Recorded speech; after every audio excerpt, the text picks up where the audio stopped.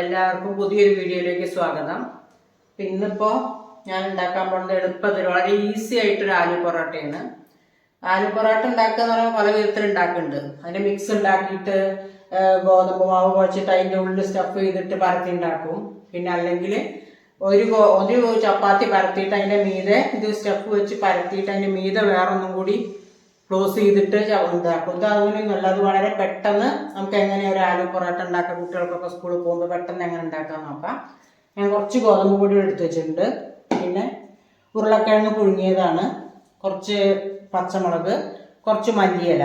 ഞാൻ കുറച്ച് എടുത്തിട്ടുള്ളൂ, അത് കാരണമാണ് ക്വാണ്ടിറ്റി കുറവ്. ഇനി നമുക്ക് എന്താ ചെയ്യുന്നത്, വളരെ ഈസി ആയിട്ട് ഇതെങ്ങനെ മിക്സ് ചെയ്യണം നോക്കാം. ഈ ഗോതമ്പ് പൊടി ഇടുന്നാവും ഞാൻ കുറച്ച് ഉപ്പിടുകയാണ്. ഞാൻ വെള്ളത്തിലല്ല, ഞാനിങ്ങനെ ഉപ്പ് ഏകദേശം ഒരു 1/2 സ്പൂൺ ഇട്ടിട്ടാണ് ഉണ്ടാക്കുന്നത്. പിന്നെ നമുക്ക് അതിലേക്ക് കുറച്ച് മഞ്ഞൾപ്പൊടി, കുറച്ച് മഞ്ഞൾപ്പൊടി മതി. പിന്നെ കുറച്ച് മുളക് പൊടി,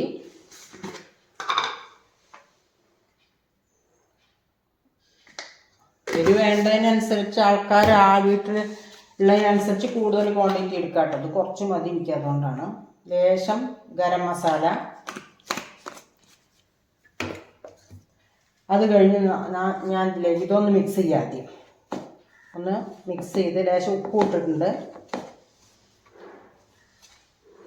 അതുകൊണ്ട് ഒരു പകുതി ഞാൻ എടുത്തിട്ടുള്ളൂ, നിൽക്കാതെ വേണ്ടുള്ളൂ.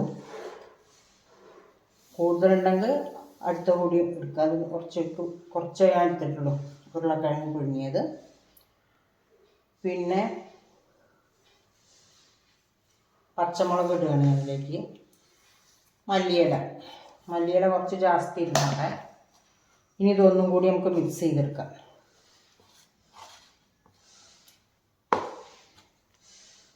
ഇത് അപ്പം ഉണ്ടാക്കി അപ്പം മിക്സ് ചെയ്ത് അപ്പം തന്നെ ഉണ്ടാക്കാനേ പറ്റുള്ളൂ കേട്ടോ. ഇതിങ്ങനെ എടുത്തു വെച്ചാൽ ഉരുളക്കിഴങ്ങിന്ന് വെള്ളം ഇറങ്ങും.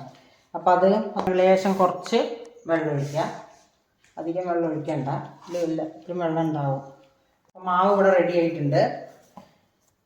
വേണമെങ്കിൽ നിങ്ങൾക്ക് നെയ്യ് ചേർത്തിട്ട് കുറച്ച് നെയ്യ് ചേർത്ത് കുഴയ്ക്കാം, കുറച്ച് എണ്ണ വേണമെങ്കിൽ ചേർത്തിട്ട് കുഴയ്ക്കാം. ഞാനൊന്നും ചേർത്തിട്ടില്ല, അങ്ങനെ കുഴച്ച് വെച്ചിരിക്കുകയാണ്. ഇനി നമുക്കിത് ഓരോന്നായിട്ട് പരത്താം.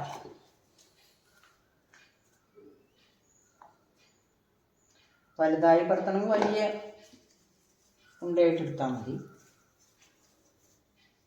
ഇത് വളരെ ഈസി ആയിട്ട് ഉണ്ടാക്കാം, നമുക്ക് വളരെ പെട്ടെന്ന് ഉണ്ടാക്കാൻ പറ്റിയൊരു ആലു പൊറോട്ടയാണ്.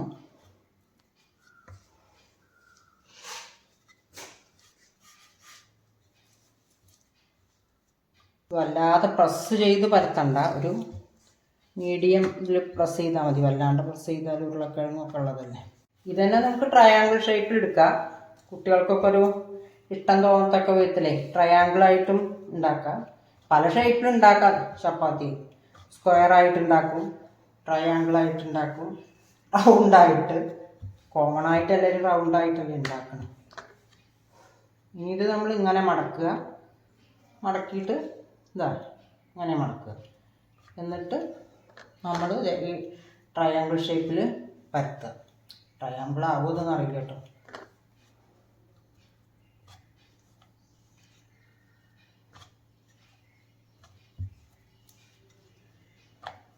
അങ്ങനെ ട്രയാങ്കിൾ ഷേപ്പിൽ പരത്തിയിട്ട് ഉണ്ടാക്കുക.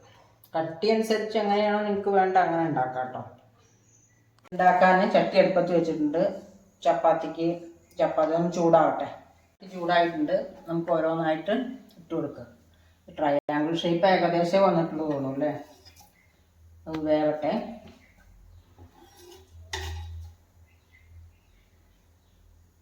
മീതെ കുറച്ച് നെയ്യ് പരട്ടുക. ഞാൻ ആദ്യം കുറച്ച് നെയ്യ് പരട്ടിയിട്ടുണ്ട്. നെയ്യൊക്കെ പരട്ടുമ്പോൾ കുറച്ചുകൂടി ഒരു ടേസ്റ്റ് ഉണ്ടാവും.